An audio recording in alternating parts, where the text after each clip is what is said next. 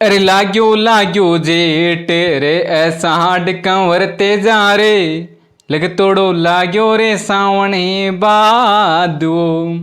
अरे काई सूता सुकवर नींद कंवरते जा रे थारोड़ा साई ना बीजे बाजरो। नमस्कार, आप सभी का स्वागत है YouTube channel running agro farmers पर और मैं हूँ राकेश मंडोतिया। तो किसान भाइयों, आज अपन इस वीडियो में बात करने वाले हैं मूंगफली की वैज्ञानिक खेती के बारे में। अब छोड़ो परंपरागत खेती, अब अपनाओ वैज्ञानिक कृषि। यानी अब छोड़ो परंपरागत खेती, अब अपनाओ आधुनिक कृषि। तो किसान भाइयों, आप सबको पता है कि खरीफ सीजन चल रहा है और इस टाइम बरसात भी हो चुकी है और आप सभी बुआई करने में लग चुके होंगे। तो आप भी अगर मूंगफली की खेती करना चाह रहे हो और सोच रहे हो तो आपको ये वीडियो सबसे पहले देखना चाहिए। और मैं आपसे रिक्वेस्ट करना चाहता हूं कि आप अगर मूंगफली की खेती करने के बारे में सोच रहे हो तो आपको ये वीडियो पहले देख लेना चाहिए। किसान भाइयों, मैं आपको बता देता हूं कि अगर आप वैज्ञानिक खेती करोगे तो अच्छी उपज लोगे और आप रोल गिदोड़ ऐसे ही करके आओगे तो आपको कुछ नहीं मिलना है।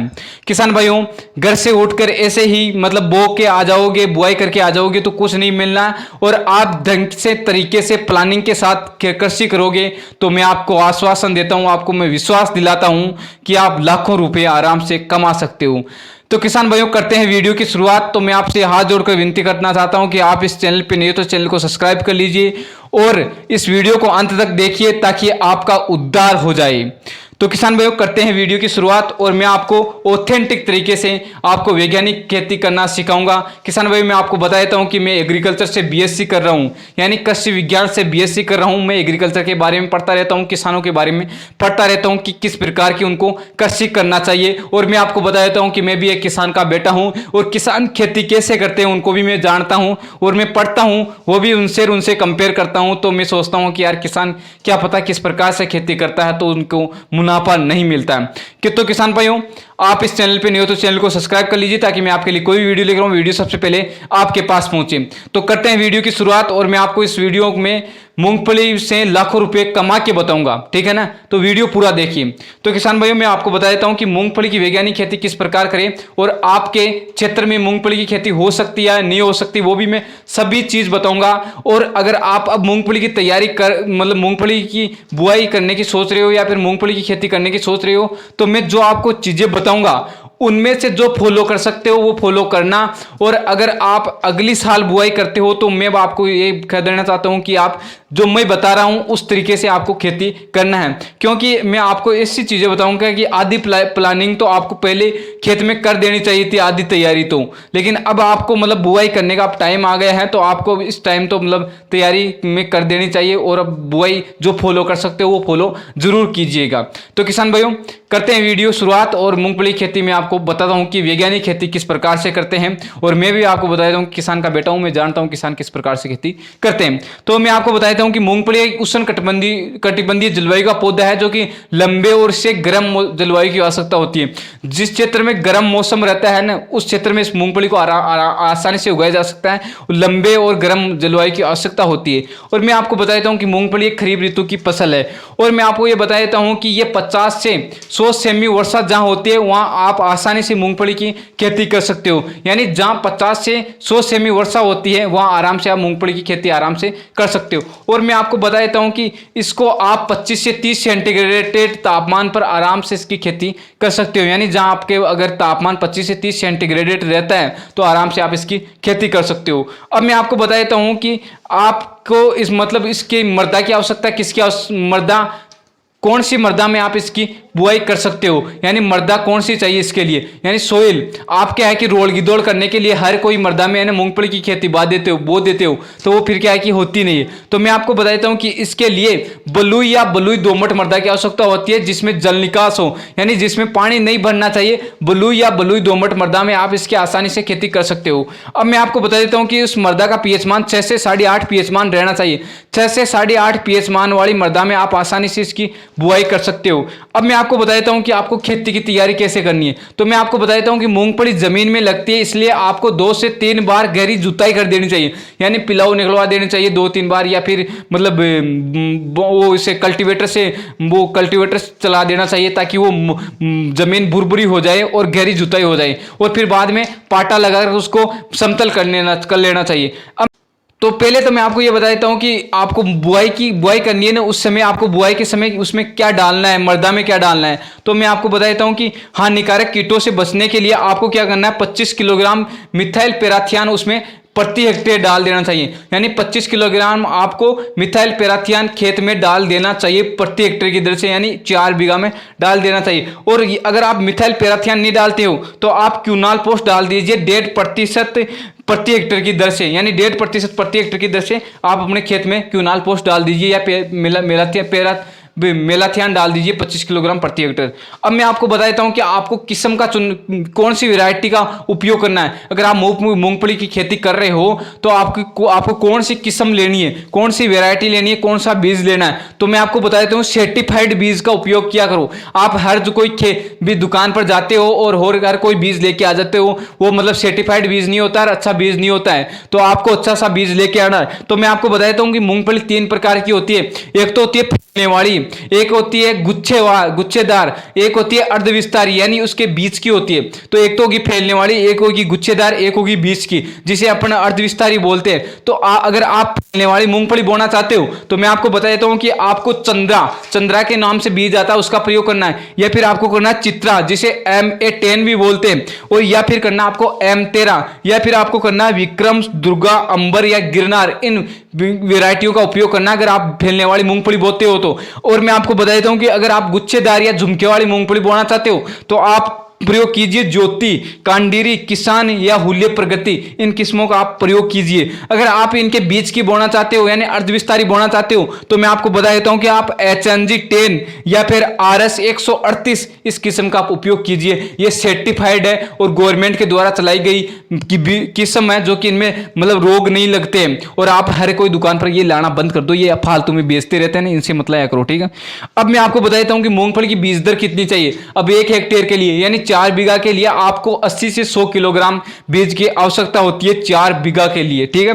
अब मैं आपको बता देता हूं कि मूंगफली बोने से पहले बीजोपचार करना चाहिए, यानी बीज को उपचारित करना चाहिए ताकि उसमें कोई भी कीट ना लगे, कोई भी रोग नहीं लगे। तो मैं आपको बता देता हूं कि बीज की बुआई करने से पहले बीज को बीजोपचार करना चाहिए, यानी बीज में दवाई रलाना चाहिए। तो वो कौन सी दवाई रलाना है, मैं आपको बता देता हूं कि आपको 3 ग्राम क्लोरोथिलीन प्रति किलोग्राम या 6 से 10 ग्राम ट्राइकोडर्मा प्रति किलोग्राम की दर से उपचारित करना चाहिए। यानी मैं आपको बता देता हूं कि 3 ग्राम क्लोरोथिलीन ले लो या फिर ले लो 6 से 10 ग्राम ट्राइकोडर्मा ले लो, और प्रति किलोग्राम यानी 1 किलोग्राम में ये डालो 6 से 10 ग्राम ट्राइकोडर्मा डाल दो, या फिर डाल दो 3 ग्राम क्लोरोथिलीन डाल दो 1 किलोग्राम मूंगफली का। यूं उपचार करो। अगर फिर बाद में क्या करनी है थाने कि राइजोबियम या PSB कल्चर हो, यानी 3 पैकेट ले रहा हो राइजोबियम या PSB कल्चर का ले रहा हो, क्योंकि एक मूंगफली दलहनी पसला, दलहनी और तिलहनी के लिए राइजोबियम जीवाणु की आवश्यकता रहे, इसलिए वो ग्रोथ सही करे तो मूंगफली भी सही पड़े। तो मैं मथान बता दूं कि 3 पैकेट प्रति हेक्टेयर की दर से बीजोपचार करना चाहिए। अब मैं आपको बता देता हूं कि बुआई का समय कौन सा होता है इसके लिए। तो मैं आपको बता देता हूं कि अगेती बुआई के लिए 15 जून से 20 जून तक आपको बुआई कर देनी चाहिए, अगेती करते हो। और अगर आप पछेती करते हो तो 20 से 25 जुलाई तक इसकी बुआई कर देनी चाहिए, यानी 20 से 15 जुलाई तक आपको इसकी बुआई कर देनी चाहिए। अब मैं आपको बता देता हूं कि फैलने वाली मूंगफली के लिए दूरी कितनी होनी चाहिए। तो मैं आपको बता देता हूं कि फैलने वाली मूंगफली की पंक्ति से पंक्ति दूरी होनी चाहिए 40 से 45 सेमी, और पौधे से पौधे की दूरी होनी चाहिए 15 सेमी। और अगर आप गुच्छेदार मूंगफली बोते हो तो उसकी पंक्ति से पंक्ति दूरी होनी चाहिए 30 सेमी, और पौधे से पौधे की दूरी होनी चाहिए 70 सेमी। इस प्रकार से उसकी दूरी रखनी चाहिए। अब मैं आपको बता देता हूं कि बीज की गहराई यानी मृदा में बीज की गहराई कितनी होनी चाहिए। तो मैं आपको बता देता हूं कि 5 से 7 सेमी बीज की गहराई होनी चाहिए। अब मैं आपको बता देता हूं कि खाद एवं उर्वरक यानी आपको मेन्योर और फर्टिलाइजर कौन सा प्रयोग करना है। तो मैं आपको बता देता हूं कि बुआई करने से पहले यानी 4 सप्ताह पहले यानी 1 महीने पहले आपको 4 बीघा खेत में यानी 1 हेक्टेयर खेत में 10 से 15 टन गोबर की खाद डाल देनी चाहिए, यानी गोबर की खाद डाल देनी चाहिए चाहिए खेत में, 1 हेक्टेयर खेत में 10 से 15 टन, ठीक है। सड़ी हुई, वो भी सड़ी हुई, अगर कच्ची रह गई तो उसमें दीमक लग जाएगी, सड़ी हुई खाद होनी चाहिए, या फिर आपको कंपोस्ट का प्रयोग करना चाहिए जो केचुए के द्वारा बनाई जाती है। अब मैं आपको बताता हूं कि बुआई से पूर्व प्रति हेक्टेयर आपको 30 से 50 किलोग्राम यूरिया या फिर 75 किलोग्राम अमोनियम सल्फेट का प्रयोग करना चाहिए, या फिर इनका नहीं करते हो तो आप 310 से 375 किलोग्राम एसएसपी का प्रयोग करना चाहिए, या फिर 40 से 80 किलोग्राम आपको एमओपी यानी म्यूरेट ऑफ पोटाश का उपयोग करना चाहिए, या फिर आपको क्या करना चाहिए, 25 किलोग्राम जिंक सल्फेट का उपयोग करनी चाहिए प्रति हेक्टेयर। ये इसके हिसाब से खेत में डालना चाहिए। और आपको 250 किलोग्राम खेत में जिप्सम का प्रयोग करना चाहिए। जिप्सम में 29% कैल्शियम रहती है, जो कि आपकी मूंगफली में मतलब वो दाना बनता है ना, उसमें सहायक होती है। अगर आप कैल्शियम नहीं डालते हो, जिप्सम नहीं डालते हो, तो आपको ऊपर से कैल्शियम डालनी है। जब वो पुष्पन अवस्था पर आ जाती है, जब मतलब दाना बनना स्टार्ट हो जाता है, उस टाइम आपको कैल्शियम डालनी चाहिए ताकि उसमें दाना पड़ जाए, मूंगफली के अंदर दाना भर जाए, वरना तो वो उसको बोलते हैं पॉपिंग की क्रिया हो जाती है, यानी मतलब मूंगफली नहीं बनती है, अंदर दाना नहीं बनता है। तो आपको कैल्शियम या तो जिप्सम डाल दो 250 किलोग्राम प्रति हेक्टेयर की दर से, या फिर आपको कैल्शियम डालनी है। अब मैं आपको बता देता हूं कि सिंचाई मूंगफली ग्रीष्मकालीन की फसल है, यानी खरीफ ऋतु की फसल है, तो आपकी आवश्यकता अनुसार आप डालें। जब भी आपको लगे कि यार सिंचाई करना चाहिए तो उस हिसाब से आपको सिंचाई कर देना चाहिए।